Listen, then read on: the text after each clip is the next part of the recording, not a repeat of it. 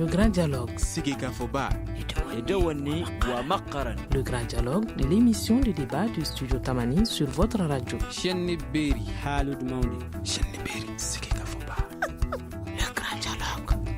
Ce soir, dans le débat, nous allons parler du rôle de la MINUSMA dans la gestion de la crise au Mali. La journée des Nations Unies, proclamée en 1947 par l'Assemblée générale des Nations Unies, est célébrée tous les 24 octobre et marque l'anniversaire de l'entrée en vigueur de la Charte des Nations Unies. Alors, au Mali, la mission multidimensionnelle intégrée des Nations Unies pour la stabilisation au Mali, MINUSMA, a été créée le 25 avril 2013 par la résolution 2100 du Conseil de sécurité des Nations Unies. Elle a pris le relais de la mission internationale de soutien au Mali sous conduite africaine MISMA à partir du 1er juillet 2013. Dans quelles conditions cette journée est célébrée aujourd'hui au Mali? Nos invités, Mamadou Konaté, chargé de cours à l'école de maintien de la paix à Blondine Bey, professeur André Bourgeot, directeur du CNRS de Paris, Boubacar Bokoum, politologue, et Mahamadou Diouara, sociologue, au téléphone. Je suis Mouhamadou Touré. Le grand dialogue. Alors, ce soir, nous parlons de la journée des Nations Unies et également du bilan de la MINUSMA au Mali depuis 2013. Monsieur Mamadou Konaté, vous êtes chargé de cours à l'école de maintien de la paix. Dans quel contexte cette journée est célébrée aujourd'hui au Mali?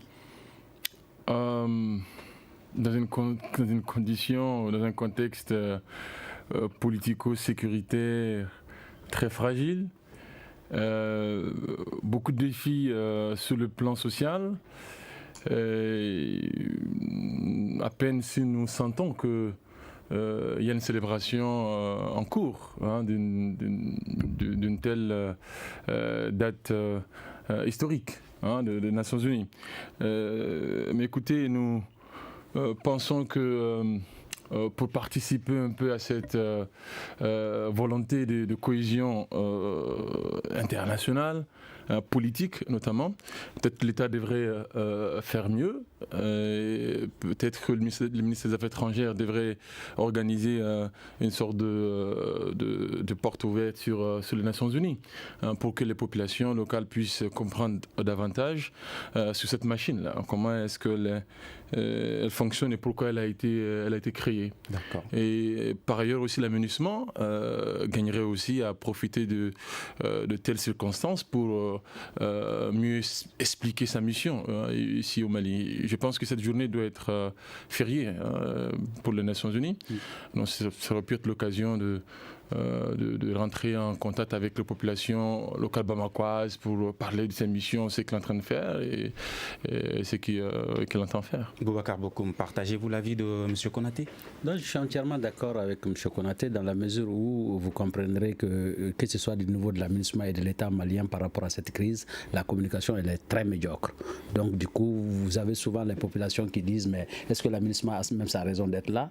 Il y a certains moments, il y a des mouvements contre cette MINUSMA et pourtant que nous-mêmes avons demandé. Donc ça veut dire qu'en termes de communication, les gens ne se sont pas appropriés proprement cet outil. Donc je suis parfaitement en phase avec M. Konaté qui consiste à dire aujourd'hui, effectivement, ça aurait été une bonne chose même dans les écoles aujourd'hui, à l'école fondamentale, au lieu que certains professeurs français se plaisent à aller parler de l'Azawad dans les écoles. Il serait bien peut-être qu'aujourd'hui qu'on nous dise qu'est-ce que c'est que la MINUSMA, quels sont les enjeux réels de la paix au Mali dans nos écoles. D'accord. André Bourgeot, je rappelle, vous êtes directeur de recherche au CNRS de Paris.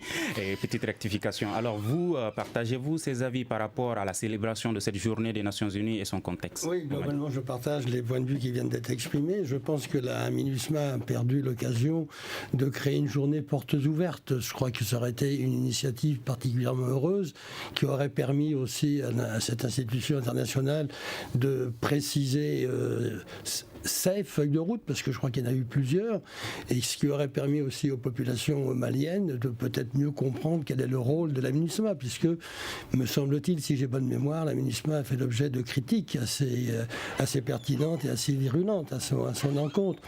Donc, en termes de commémoration, de célébration, je pense que ça aurait été une initiative à la fois apaisée, pacifique, dans un contexte quand même de crise généralisée qui s'est particulièrement aggravée depuis 2013. base. Donc ça aurait été une initiative heureuse que de faire une porte ouverte, comme ça, on discute avec les gens, on dit qu'est-ce que c'est que l'ONU, qu'est-ce que c'est que la MINUSMA, dans le contexte actuel. C'est un peu dommage que cette initiative n'ait pas été prise. Mamadou Diawara, est-ce que vous partagez l'avis d'André Bourgeot par rapport à cette célébration de la journée des Nations Unies? Selon lui, la MINUSMA aurait dû profiter de cette journée pour mieux sensibiliser la population malienne. Sans aucun doute, ça aurait été un acte salvateur, à la fois pour l'image que les populations ont de la MINUSMA, donc déjà pour les populations, mais également pour la MINUSMA elle-même. Mais je voudrais quand même au passage rappeler que la MINUSMA a mis en place toute une batterie d'activités visant à faire connaître sa mission et son rôle. Au rang de ces activités, on sait la création de la radio Mikado, qui d'ailleurs a été critiquée par certaines autorités maliennes. Au-delà de ça, il y a eu plusieurs programmes visant à permettre aux populations de savoir. Par exemple, il y a eu les débats, les rencontres citoyennes dans les différentes communes de Bamako, en partenariat avec la plateforme Ensemble Nous Sommes un Peuple, donc qui étaient des assemblées publiques en plein air avec les acteurs communautaires à la base, en langue nationale, pour expliquer vraiment quels sont les démembrements de la MINUSMA, à quelle fin chacune de ces démembrements est créée et comment la MINUSMA fonctionne, quelles sont les difficultés auxquelles elle est butée. En même temps, recueillir, n'est-ce pas, les griefs que les populations ont contre eux ou bien alors les attentes des populations de façon plus spécifique. Donc, c'est quand même quelques exercices assez importants que la MINUSMA a eu à faire, mais n'en demeure pas moins que cette journée aurait été une belle occasion pour davantage ouvrir les portes à la population afin de découvrir davantage la MINUSMA. Alors, si j'ai bien compris, tout le monde ici est d'accord que la MINUSMA n'a pas une bonne image perçue par une bonne partie de la population dans le pays. Alors, pourquoi cela? Qu'est-ce qui explique cette situation?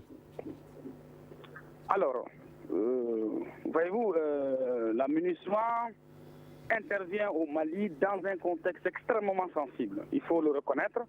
La crise que nous traversons, voilà, elle est vraiment une crise très complexe. La MINUSMA, lorsqu'elle vient, la plupart des populations attendent d'elle, n'est-ce pas, quand on vient vers le sud, les populations attendent que la MINUSMA souvent attaque, que la MINUSMA riposte. Souvent, le rôle qu'on attend de la MINUSMA n'est pas le sien, parce que la MINUSMA est une force d'appui à la stabilisation du Mali. Elle ne peut pas aller au-devant et laisser l'armée malienne derrière ou les forces maliennes derrière. Donc ça, c'est une difficulté qui fait que très souvent, les gens n'apprécient pas bien le rôle et la position de la MINUSMA ou ne comprennent pas suffisamment, n'est-ce pas, cette position, cette posture de la MINUSMA. Mais au-delà de ça également, il faut dire que, bon, voilà, il n'y a pas une très bonne communication. Malgré les efforts fournis, il n'y a pas une très bonne communication de la MINUSMA en tant qu'institution sur ce qu'elle entreprend. Malgré tout ce qu'elle fait en termes d'appui, et moi je peux dire, des recherches que nous avons eu à faire, j'ai eu l'occasion de conduire un vaste programme de recherche sur les 10 régions du Mali pour interroger les populations. Et quand on interroge les populations, le niveau de confiance à la MINUSMA est de 97%. Le niveau d'appréciation positive de la MINUSMA est de 97% au nord du pays. Quand on vient vers le centre, ça descend un peu, et quand on vient vers le sud, ça descend un peu. Bon, mais néanmoins, de façon globale, les avis des populations face à la MINUSMA, quand on parle des populations locales à l'échelle des communes, sont favorables. Pourquoi? Parce que très souvent, ces populations bénéficient de l'appui logistique de la MINUSMA en termes de déplacement. Nous allons parler de ces actions humanitaires, monsieur Diawara. Alors, André Bourgeot, est-ce qu'aujourd'hui, c'est parce que la population n'a pas compris le rôle de la MINUSMA, ou est-ce que c'est parce qu'elle ne l'a pas accepté, ou est-ce que c'est parce que la MINUSMA elle-même ne joue tout simplement pas son rôle? Je crois que c'est une combinaison des trois indicateurs que vous venez de mentionner.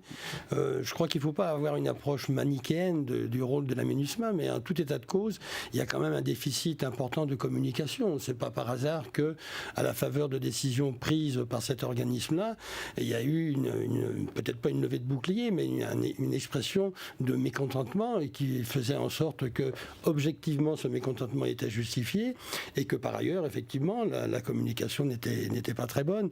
Ensuite, le problème est le suivant. Lorsque l'intervenant tout à l'heure faisait référence à la présence de la MINUSMA, elle est présente surtout dans les villes. ville.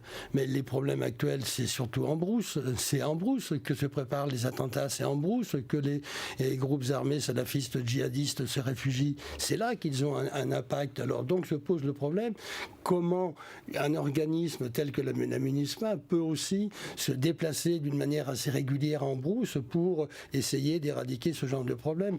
Donc la complexité, effectivement, elle est énorme parce qu'il y a une distribution des rôles que le peuple malien, les populations générales ne comprennent pas très bien entre les objectifs de Barkhane, les objectifs de la MINUSMA, les futurs objectifs du G5 Sahel, une prolifération d'organismes comme ça, tous des militaires. Donc on a un peu tendance à s'y perdre. Moi-même, quand je fais une réflexion sur la présence des nombreux militaires appartenant à des institutions complètement différentes, on se dit mais où est-ce que l'on va? Toute cette militarisation généralisée et dont la situation actuelle, on ne voit pas tellement les résultats positifs de cette militarisation. Au contraire, on voit bien que la crise s'est généralisée, il y a extension des groupes salafistes djihadistes, il y a, pour continuer sur la MINUSMA a quand même été, sauf erreur de ma part, l'objet d'attentats les plus fréquents. C'est l'armée tchadienne aussi qui a subi le plus de morts, je crois bien, au sein de la MINUSMA. C'est une des raisons pour lesquelles le président des États-Unis, M. Donald Trump, considère que le Tchad n'a pas suffisamment lutté contre le terrorisme. On se dit, mais où est-ce que l'on va quand on entend de tels propos? D'accord. Mission multidimensionnelle intégrée des Nations Unies pour la stabilisation au Mali. Pourquoi la MINUSMA ne va pas là où les actes de terrorisme sont posés dans les brousses, comme l'a signalé André Bourgeot, M. Bokoum? D'abord, il faut comprendre le contexte dans lequel on a créé la MINUSMA. À l'époque, c'était pour stabiliser. Stabiliser entre qui et qui? Les acteurs, c'était qui? C'était le mouvement de l'Azawad, en réalité séparationniste, et l'État malien. C'était là le vrai schéma de départ. À ça, c'est greffé les djihadistes et tous les désordres qui a suivi après. Donc, quand vous prenez la MINUSMA, comme M. Bourgeot l'a dit tantôt, ils sont en ville parce que pour eux, il faut sécuriser les institutions. Donc, ils sont dans le truc classique. Mais ils ne sont pas réellement dans la guerre. Donc, ça veut dire qu'au niveau même des Nations Unies, la compréhension réelle du conflit n'est pas là. L'État malien n'a pas su expliquer réellement de quoi est-ce que nous avons besoin. En réalité, qu'est-ce qu'il faut faire militairement? C'est d'aller en brousse. Et pour aller en brousse, ce n'est pas un Togolais qui ne comprend pas la langue vernaculaire qui va y aller. Communiquer avec qui? Parce que dans une guerre asymétrique comme la nôtre, on a besoin d'information, de communication et d'être très proche de la population. Donc l'armée malienne se trouve être celle qui devrait être en tête de proue. Maintenant, l'accompagnement technique et tactique derrière devrait être Barkhane ou MINUSMA ou tout ce que vous voulez, mais l'appui devrait être franc. Donc là, il y a une fissure. Il y a la MINUSMA qui a tous les moyens logistiques censés aller à la sécurité. Donc c'est normal que la population... Parlez-nous un peu du rôle de la MINUSMA même. Non, vous savez, la MINUSMA, c'est pour stabiliser, d'après le principe de base. Donc accompagner l'État malien, sécuriser les institutions dans les grandes villes. Donc la patrouille s'arrête à ce niveau. Ils ne font pas la guerre. C'est pourquoi vous allez voir qu'au niveau des attaques, c'est très sanglant parce qu'ils ont des positions statiques. Alors, si réellement c'était à la recherche pour aller débusquer l'ennemi, là on allait être plus agressif et aujourd'hui, IAG, on l'aurait débusqué. Mais quand vous faites des camps dans lesquels vous faites des checkpoints, vous vous arrêtez, mais vous êtes une cible fixe. Alors, vous avez dit tout de suite que c'est l'armée malienne qui devrait prendre la tête. Qu'est-ce qui l'empêche aujourd'hui de prendre la tête? Non, l'armée malienne ne peut pas prendre aujourd'hui la tête pour la simple raison que c'est une armée qui est en train de se reconstruire. Et nous ne bénéficions pas de tout l'appui logistique nécessaire. Aujourd'hui, dans une guerre comme la nôtre, qu'est-ce qu'il faut? Il faut de l'information, il faut les satellites, il faut beaucoup d'informations. Et là, on doit être suffisamment outillé. Aujourd'hui, moi, je sais que les moyens dont bénéficie aujourd'hui Barkhane, la MINUSMA et avec tout ce qu'ils ont comme arsenal aujourd'hui, c'est vrai que nos militaires, ils n'ont pas une très grande formation peut-être académique, mais quand même sur le terrain, ils sont engagés et très courageux. Malheureusement, ils n'ont pas les moyens de leurs ambitions. Konaté, est-ce que vous êtes d'accord avec Bokoum quand il dit que l'État malien n'a pas su bien expliquer cette crise à la communauté internationale? Je ne suis pas tellement d'accord avec cela. Parce que quand on remonte un peu à l'histoire de la création de la MINUSMA, rappelez-vous, il y avait bien avant la MISMA. Et rappelez-vous aussi que le pouvoir central malien de l'époque n'était pas très favorable à l'arrivée de la MINUSMA. Et là où nous avions vraiment le pouvoir. Bon, voilà, il faut suivre mon regard. C'est pas forcément la présidence, vous comprenez. Donc on n'était pas sur le plan d'autorité, on n'était pas très favorable à Mais c'est le Mali qui a demandé la venue écoutez, de la on sait comment cela s'est passé avec la France qui est partie faire le plaidoyer et tout ça. On sait comment cela s'est passé. Mais en général, si vous suiviez l'opinion nationale, qui était très souvent un peu orienté par les militaires de Kati, on n'était pas du tout favorable à la construction de la MINUSMA. On pensait que notre salut se trouvait vraiment dans les mains d'une force sous-régionale. D'accord. Alors, pour bien comprendre, est-ce que ce sont les autorités maliennes qui ne voulaient pas de la venue de la MINUSMA ou la population, elle, qui ne voulait pas tout court que la MINUSMA vienne? En fait, c'est les deux. Les deux. Mais pourquoi, alors, malgré ce refus que la MINUSMA puisse venir, elle est pourtant là. Oui. Exactement.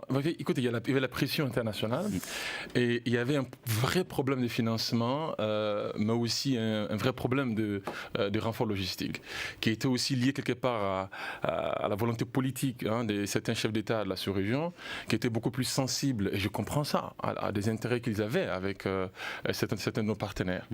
C'est vraiment du passé, on ne veut pas rentrer dans tous ces détails, mais les contraintes conjoncturelles de l'époque ont fait que on était obligé en quelque sorte de recevoir la MINUSMA. Donc depuis ce temps-là déjà il y avait cette distanciation, ces appréhensions des populations vis-à-vis de cette force qui venait, qui n'était pas vraiment voulue. Et on les a vus depuis ce moment comme étant une imposition de l'extérieur. Donc il y avait une méfiance déjà en place. Il y avait aussi un deuxième facteur, c'est que l'espace même de déploiement de la MINUSMA, un déploiement matériel, logistique, c'est vraiment la zone nord de notre pays. Et donc dans une zone où la plupart des populations ne se trouvent pas. La majorité des populations maliennes se trouvent dans le sud, bien que l'espace géographique du nord est beaucoup plus grand. Okay. Donc il y a beaucoup d'actions qui sont menées pour sécuriser les populations. La MINUSMA avait un mandat de protéger les populations civiles et même d'aller à l'offensive dans ces genres de situations.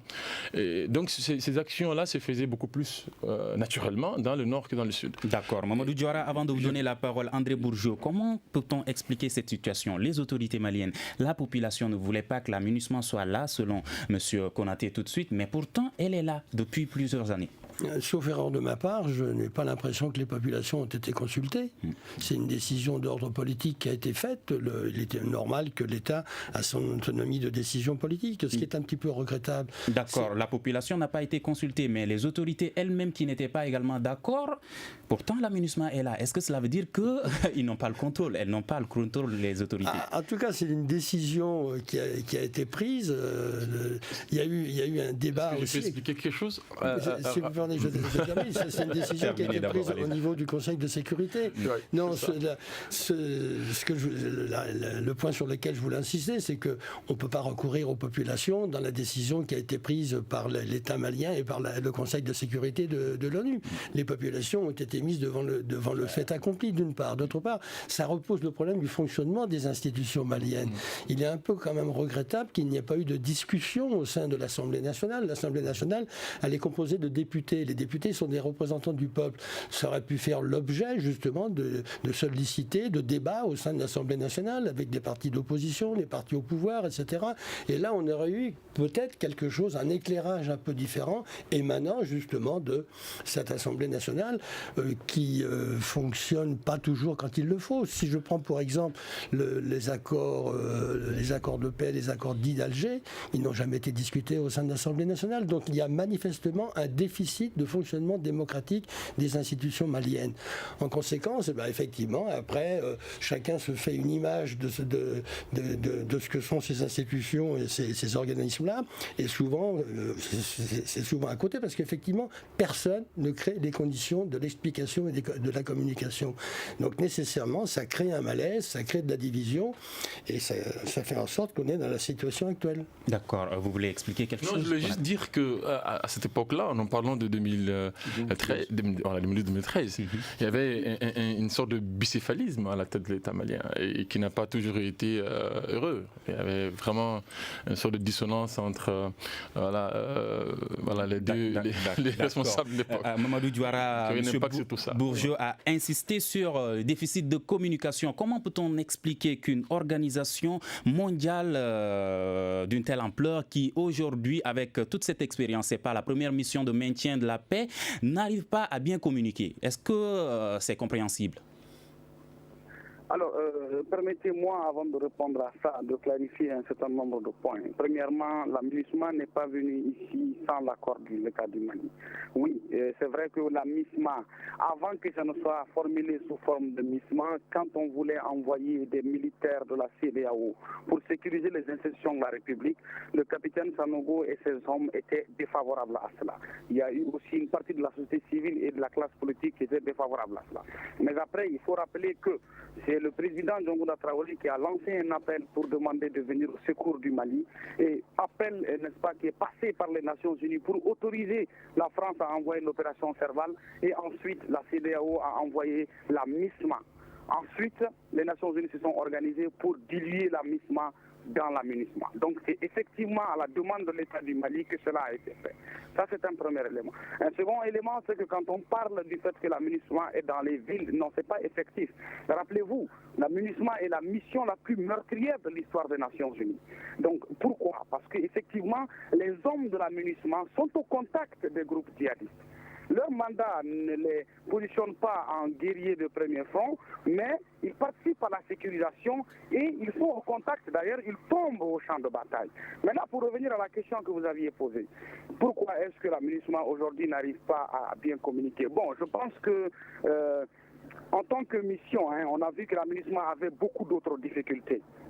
Et déjà, dans les procédures que la MINUSMA a de faire passer les projets à impact rapide, parce que c'est une mission multidimensionnelle, elle n'est pas que sécuritaire, militaro-sécuritaire. Dans les procédures pour faire passer les cuivres, la MINUSMA est souvent très lente dans l'ensemble de sa dynamique. Pour que la machine puisse vraiment commencer à tourner, ça a pris énormément de temps. Deuxième élément, c'est que le Mali est un pays difficile, parce que nous avons 13 langues officielles au Mali. On a un vaste territoire avec plusieurs groupes ethniques et plusieurs spécificités. Communiquer efficacement face à un public aussi multilinguiste et multiculturel, ce n'est pas tout à fait évident. Mais cela ne justifie pas le déficit de communication. Je pense que la MINUSMA doit faire appel davantage à de l'expertise nationale et sous-traiter davantage avec les structures de communication du Mali pour affiner sa stratégie de communication et atteindre plus efficacement la cible malienne. Et cela doit se faire avec également le concours de l'État. Et n'oubliez pas, le mandat de la MINUSMA a beaucoup évolué. La résolution 2100, qui était la première à mettre la MINUSMA en place, a été suivie par beaucoup d'autres résolutions après, à la demande du Mali, avec un fort plaidoyer auprès des Nations Unies. Donc tout ceci montre que effectivement, c'est l'État du Mali qui exprime ses besoins. La communauté internationale répond à travers la MINUSMA, mais il y a un travail à faire pour affiner la stratégie de communication et renforcer l'efficacité de l'organisation dans l'atteinte de ses objectifs. Konaté, vous voulez réagir? Oui, écoutez, communiquer, c'est très important et je ne pense pas que ce soit uniquement un problème de communication. Supposons que la MINUSMA avait tous les moyens pour communiquer. Sur quoi elle va communiquer? Par exemple au sud de notre pays, on vient de le dire, tout le monde je pense l'a reconnu, que la plupart de ces actions de stabilisation, de développement sont menées dans le nord de notre pays. Donc je pense que d'abord le MINUSMA doit peut-être redéfinir, revoir un peu sa mission. C'est ça, l'étendre un peu à tout le Mali. Et puis faire aussi un travail de toilettage et puis de reconstruction dans la façon de libeller son mandat, la façon même de décrire son mandat. Parce que lorsqu'on lit souvent dans les mandats que la MINUSMA va aider au redéploiement de l'armée, va empêcher le retour des éléments armés. Justement, parlons du bilan côté positif de la MINUSMA depuis 2013. Qu'est-ce qui a changé? Qu'est-ce que la MINUSMA a pu poser comme acte positif? Écoutez, le plus grand acte, le plus spectaculaire, le plus salutaire, c'est les élections présidentielles que la MINUSMA a aidé à organiser déstabiliser notre pays. Pour moi, c'est quelque chose de très salutaire, très important. C'est peut-être même le plus grand acte qu'ils aient posé jusqu'à présent. D'accord. Et beaucoup par rapport au bilan, côté positif.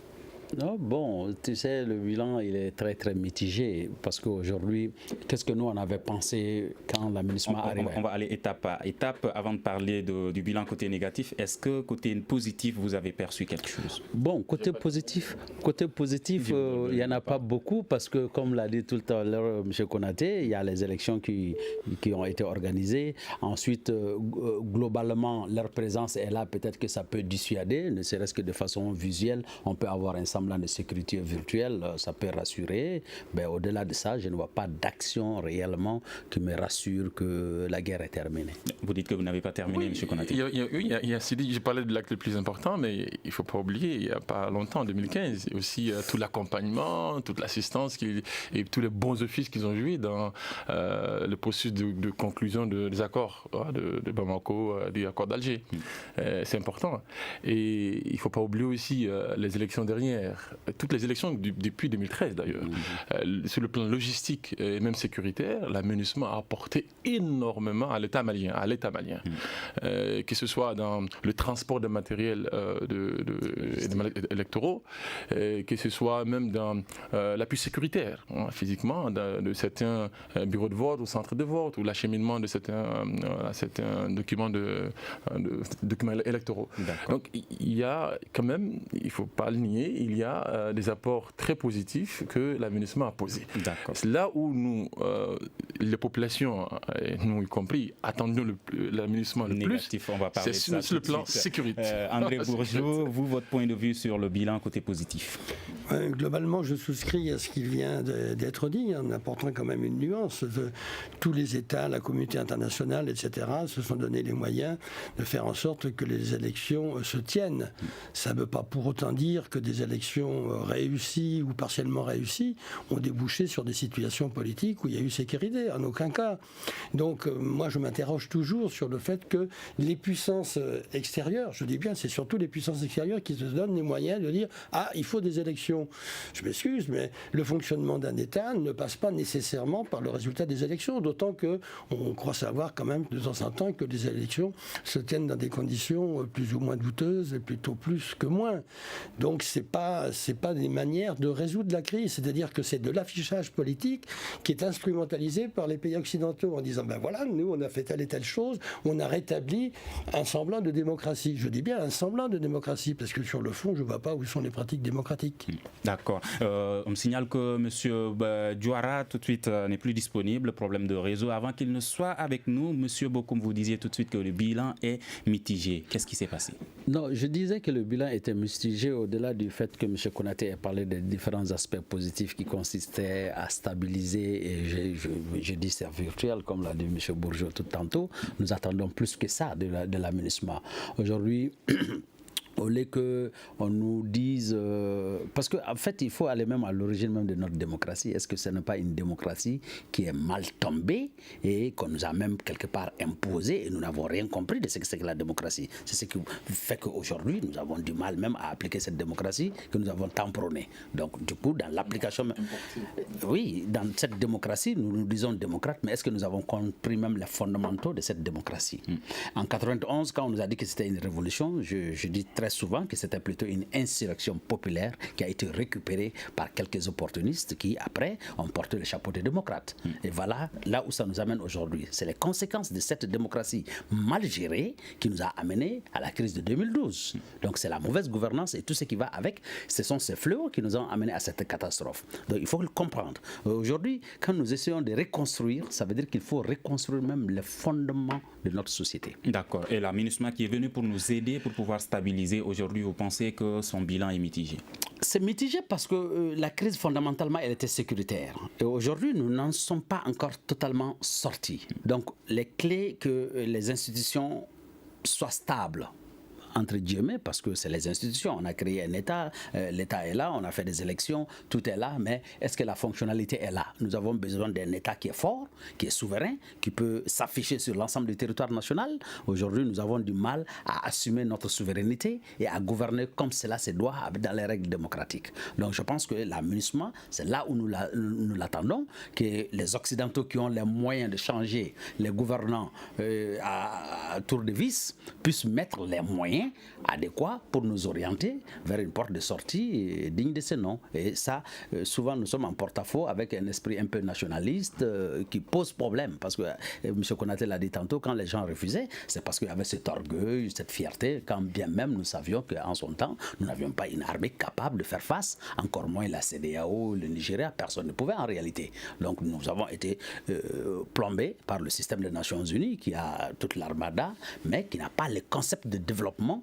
C'est là où je dis que nous n'avons pas bien vendu notre produit, parce que nous-mêmes en intérieur, nous n'avons pas aujourd'hui des grands chercheurs, je m'excuse un peu, qui nous disent qu'est-ce qu'il faut pour nos pays concrètement et dans quelle direction nous devrions exactement aller. Donc nous ne vendons pas un produit sûr. Donc nous sommes là, nous attendons, on nous impose un produit, nous prenons. Mais qu'est-ce que nous proposons aujourd'hui? Si nous voulons qu'aujourd'hui les Nations Unies nous accompagnent, c'est à partir de quel produit, qu'est-ce que nous voulons, quelle orientation nous voulons. Donc à ce niveau, nous avons beaucoup de mal à définir notre objectif pour convaincre nos partenaires, pour nous accompagner. Je pense que sous le contrôle de M. Konaté, souvent on a peut-être la pression par rapport à la vision géopolitique de nos partenaires qui nous impose certaines visions, même si cela ne nous conviendrait pas. D'accord. Aider par rapport au retour de la paix et la réconciliation dans le pays, le retour de l'administration dans le nord du pays également, ainsi que la reconstruction de l'armée malienne. C'est une des missions de la MINUSMA aujourd'hui. Quel en est le bilan? Ça m'est difficile de faire un bilan sur la reconstruction de l'armée malienne. Il faut être vraiment spécialiste pour savoir comment elle évolue. À propos de l'armée malienne, je constate qu'elle est formée par 3 ou 4 puissances étrangères. Elle est formée par l'Algérie, par l'Allemagne, par la France, par la Suède, le Danemark, etc. Donc je me pose la question suivante, c'est est-ce que c'est à partir de formations spécifiques de pays étrangers avec une technologie et des armes qui relèvent de ces puissances étrangères, est-ce que ça contribue à restructurer une armée nationale et républicaine? Toutes ces formations renvoient aussi à ces puissances-là qui ont capacité à tisser des liens avec les gens qu'ils ont formés. Donc je me dis, mais quelle formation peut-on donner pour reconstruire une armée républicaine sur des bases nationales? Ça, c'est la première question. La première observation. La seconde observation, je crois que c'est vous qui avez parlé de souveraineté, et vous-même qui faites référence à ça. Si on prend l'exemple de Kidal, Kidal est quand même un exemple particulièrement significatif et intéressant. Vous avez la coordination des mouvements de l'Azawad qui ont signé les accords de paix, qui reconnaissent l'intégrité territoriale, ils ont reconnu tout ça, ils ont fait une signature, etc. Qu'est-ce qui se passe? Kidal, c'est une enclave, c'est un statut particulier accordé à la coordination des mouvements de l'Azawad. L'administration civile malienne n'a pas le droit d'y rentrer, l'administration militaire n'a pas le droit d'y rentrer, le drapeau malien n'a pas le droit non plus d'être mentionné. J'observe, c'est simplement un constat, que la communauté internationale incarnée par la MINUSMA, le médiateur algérien, on sait que c'est l'Algérie qui a servi de médiation, la puissance politique française incarnée par Barkhane, aucun de ces trois-là n'a pris position pour dire ça suffit. Vous respectez, ils ont quand même les moyens de faire respecter les signatures. Donc je me dis, il y a quand même quelque chose qui ne va plus dans ce pays. Les autorités maliennes, pareil, elles auraient pu aussi quand même solliciter les 3 entités que je viens de mentionner pour leur dire, vous devez respecter votre signature. On vous donne à chaque fois que vous venez à Bamako 1,5 million de CFA ou 2 millions, quelque chose comme ça. Maintenant, ça suffit, respectez, et c'est ça le retour à l'intégrité territoriale sur des bases de souveraineté et d'autorité de l'État. Jusqu'à ce jour, ça ne s'est pas fait. Donc la responsabilité, elle est multiple. Pourquoi ? Donc, il y a certains observateurs qui pensent qu'aujourd'hui, la MINUSMA est plus devenue un problème qu'une solution. Est-ce que vous partagez cet avis ? Bon, d'une manière générale, les propos qui sont tenus à chaque fois qu'il y a intervention de forces militaires de l'ONU, d'une manière générale, on dit que ça n'apporte pas des solutions, mais que ça crée davantage de problèmes. C'est un peu l'image qu'ils donnent. Donc, pour en revenir à la situation malienne, peut-être que cette institution est animée de bonnes intentions, mais on ne peut pas se limiter simplement à des intentions. Il faut que ces intentions se matérialisent concrètement sur des faits bien précis, bien ponctuels. Et c'est à partir de là qu'on crée les conditions de la communication. Quand il y a des faits concrets, on peut expliquer les raisons pour lesquelles on prend position. En l'occurrence, l'institution considérée, la MINUSMA, prend position telle et telle chose. Moi, il y a une chose qui m'avait un peu surpris, mais peut-être parce que je ne connaissais pas bien la feuille de route de la MINUSMA. La MINUSMA a contribué il y a à peu près 1 ou 2 ans à une sorte de répartition entre le mouvement national de libération de l'Azawad et le Gatia. On a dit on donne au MNLA la région de Ménaka, et on donne au Gatia la région d'Anéfis.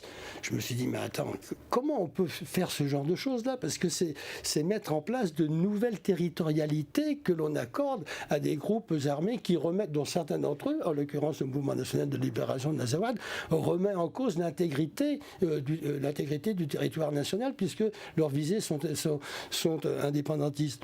Donc je dis, pourquoi procéder à de telles choses? Ensuite, dans des rapports de force politique au profit du Gatia, le Gatia occupe le Ménaka, la MINUSMA intervient et dit, ah, attention, on a dit, et vous avez signé, je crois bien, que Ménaka c'était au MNLA et Anéfis c'était au Gatia. Je dis, mais attends, où est-ce que l'on va? Alors, il y a certains qui pensent que la MINUSMA est beaucoup plus présente dans les actions humanitaires que sécuritaires. Est-ce que cela veut dire qu'elle néglige un peu ce volet sécuritaire, selon M. Konaté? C'est une question difficile à répondre. Est-ce qu'elle néglige Voilà. Et quelque part aussi, il faut écouter la MINUSMA sur ces questions de sécurité. Je pense qu'ils sont sincères quand ils disent qu'ils n'ont pas la logistique adaptée aux actions de combat offensif que l'on attend d'eux, pour suivre les terroristes, mais aussi les groupes armés qui violent incessamment l'accord de paix. Je n'ai pas été vérifié, mais bon, écoutez, j'ai quelques informations, quand même sûr que sur le plan logistique, c'est récemment qu'ils commencent à acquérir quelques matériels de ce niveau. Il était d'ailleurs prévu dans l'avant-dernier mandat que la brigade d'intervention rapide de la force spéciale de Côte d'Ivoire, soit une bonne partie soit transférée au Mali avec tous les matériels qu'il faut pour créer une sorte de brigade aussi spéciale d'intervention au Mali. Malheureusement, elle n'existe pas jusqu'à ce jour. Et est-ce que c'est une négligence? Écoutez, il y a quelque part peut-être un manque de volonté politique qui va au-delà même de la MINUSMA, qui va plus loin. Non seulement à certains des initiateurs de la MINUSMA, mais aussi à ceux qui contrôlent la MINUSMA, de loin. La volonté politique, elle est multidimensionnelle aussi. Justement, parlons maintenant du Conseil de sécurité qui dénonce un retard dans la mise en œuvre de l'accord pour la paix. Alors concrètement, que fait-il pour accélérer ce processus? Monsieur Diawara, vous êtes de retour. Oui, alors, merci beaucoup. Alors, que fait la MINUSMA, vous voulez dire, ou bien que fait le Conseil de sécurité? Le Conseil de sécurité, la MINUSMA représente le Conseil de sécurité et les Nations Unies. Oui, naturellement. Ok. Alors, qu'est-ce que fait la MINUSMA et le Conseil de sécurité? D'abord, à la demande, encore une fois, de l'État du Mali, je pense que le Conseil de sécurité a décidé de prendre des sanctions contre ceux qui se révéleraient auteurs, n'est-ce pas, de blocage pour la mise en œuvre de l'accord. Donc ça, c'est déjà un point important. L'autre point que je voudrais souligner, c'est que la MINUSMA ici participe à plus d'un titre à la mise en œuvre de l'accord. Elle est en charge de l'aménagement des sites de cantonnement et elle a aménagé beaucoup de sites de cantonnement à l'heure où nous parlons. Elle accompagne le processus de réforme du secteur de la sécurité à plus d'un titre. Elle accompagne également les réformes politiques et institutionnelles. Elle accompagne la société civile en termes de renforcement de capacité, en termes de dissémination de l'accord. Elle participe aux missions de sécurisation aujourd'hui à travers des patrouilles. On a vu à un moment donné des patrouilles mixtes entre la MINUSMA et les forces de sécurité nationale à Bamako. C'est le cas à partir de la région de Mopti pour aller vers le nord. Dans les zones où l'État n'est pas présent actuellement, également la MINUSMA participe. Bon, maintenant... Alors, il nous reste plus que 4 minutes 30 secondes pour chaque invité. Vous, selon vous, aujourd'hui, quelle peut être la solution pour accélérer ce processus de paix? Alors, ce qu'il faut pour accélérer le processus de paix, c'est très clair, c'est pas très compliqué. Le processus de paix est bloqué parce que jusqu'à présent, nous n'arrivons pas à opérationnaliser le mécanisme opérationnel de coordination pour qu'il puisse exécuter les patrouilles mixtes. Qui n'arrive pas à le faire? Non, c'est l'ensemble. Qui n'arrive pas à opérationnaliser, j'y arrive, le MOC? C'est l'ensemble des acteurs qui n'arrivent pas à opérationnaliser le MOC. D'accord, Monsieur Konaté, vous, le Conseil, 30 secondes, désolé, le temps ne nous le permet pas. Le Conseil de sécurité dénonce un retard par rapport à la mise en œuvre de l'accord pour la paix. Qu'est-ce qui empêche le Conseil de sécurité d'appliquer les mesures de sanctions prévues? Plus qu'un retard. Le Conseil de sécurité a dénoncé plus qu'un retard. C'est presque un blocage.